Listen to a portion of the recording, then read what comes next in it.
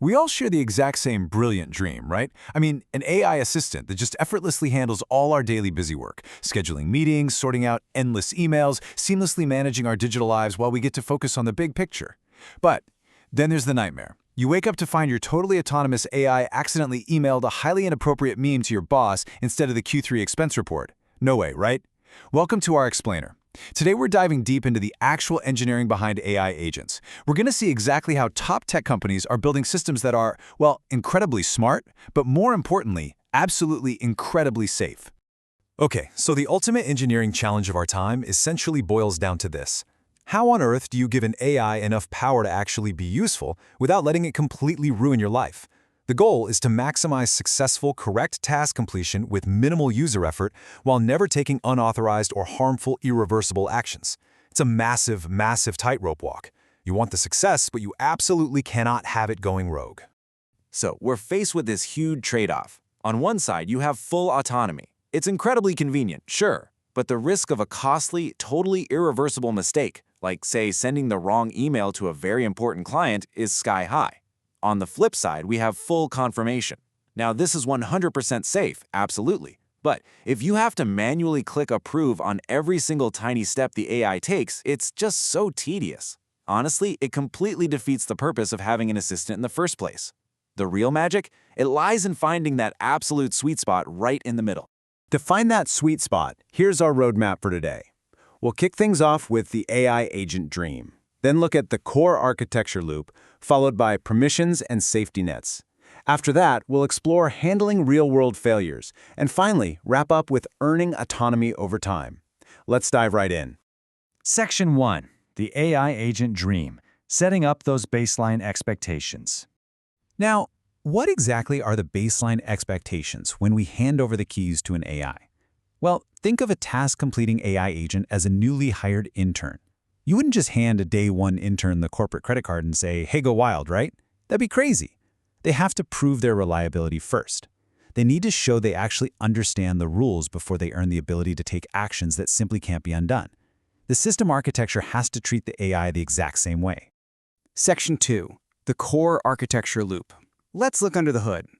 Okay, let's track how a simple prompt like schedule a meeting with Priya actually goes on a journey through the system.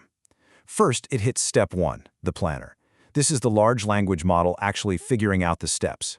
Then it moves to step 2, the executor, which physically tries to call the necessary tools, like your calendar API. But hold on, it doesn't just act. It hits step 3, the permission and confirmation layer, just to make absolutely sure it's actually allowed to do this. And if something goes sideways, it falls to step 4, recovery and replan. Notice how the planner, the really smart, reasoning part of the LLM, is totally boxed in. It is heavily guarded by the executor, the permission layer, and the recovery layer. So the LLM isn't just running wild and free. It's more like a brain inside a very strictly controlled mechanical suit. Supporting that whole loop are 4 absolutely critical pillars of data. The tool registry tells the AI what it can actually do in the first place. Then, the task trace and audit log keep a permanent record of the whole shebang for training and compliance. But the memory store? Well, that's what actually makes the AI useful in the real world. It holds your personal preferences. This is exactly why the AI doesn't forget your time zone or the fact that you absolutely despise 8 a.m. meetings. It grounds the LLM's planning in your actual day-to-day reality. Section 3. Permissions and safety nets. The system's brakes. We've seen the engine, so now let's talk about what is arguably the most important part of the vehicle, the brakes. The foundational concept here is least privilege. Basically, this means granting the AI only the absolute minimum permissions required to do its current task. If it's scheduling a meeting, it needs to see your calendar blocks, sure, but it absolutely does not need access to your bank statements.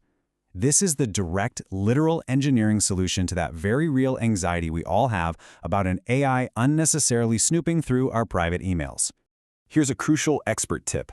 Autonomy is not a global on-off switch. You don't just declare, okay, AI, you are now fully autonomous.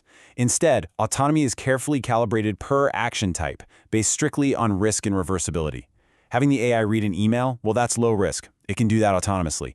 But having the AI send an email to a client, that is high risk and irreversible, so the system triggers a hard stop and requires your explicit confirmation. To strictly enforce all this, engineers build aggressive safety mitigations. They isolate incoming data from the core instructions so a malicious email can't trick your AI. They enforce visual previews before any high-risk action. They maintain an immutable audit log. And honestly, my favorite part? They require idempotency keys. Now that is just a fancy technical term for a mechanism that guarantees an action only happens exactly once. It is the literal fail-safe that stops the AI from glitching out and accidentally sending the exact same email to your boss 5 times in a row. We've all been there, right? Or at least, we don't want the AI to be there. Section 4. Real-world failures. Handling the messiness. Because let's face it, an AI that fails silently and just pretends everything is fine is exponentially worse than one that flat out doesn't work.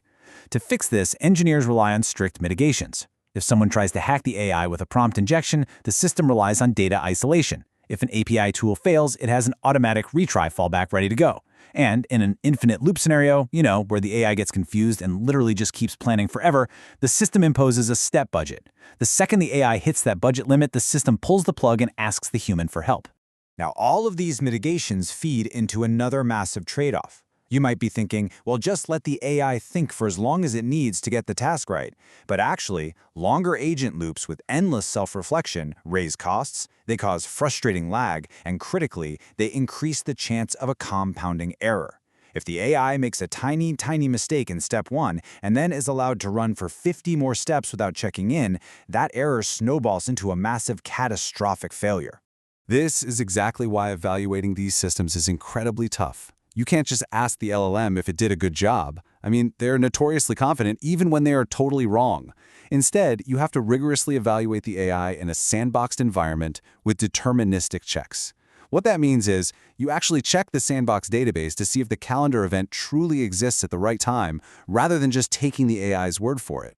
Section 5. Earning autonomy. Building trust over time.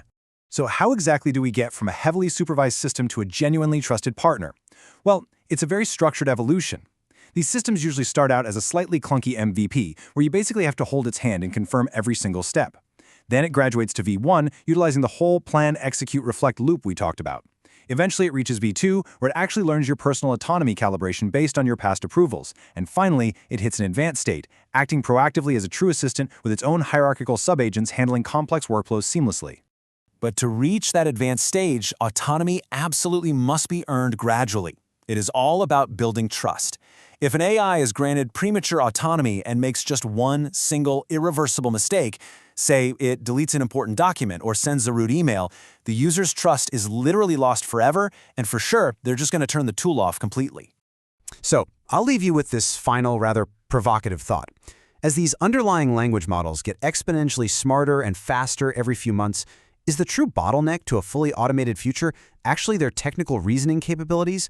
Or is the real bottleneck simply human psychology and our willingness to actually trust an algorithm with the keys to our digital lives? Thanks for joining us for this explainer. Keep asking the hard questions, and I'll catch you next time.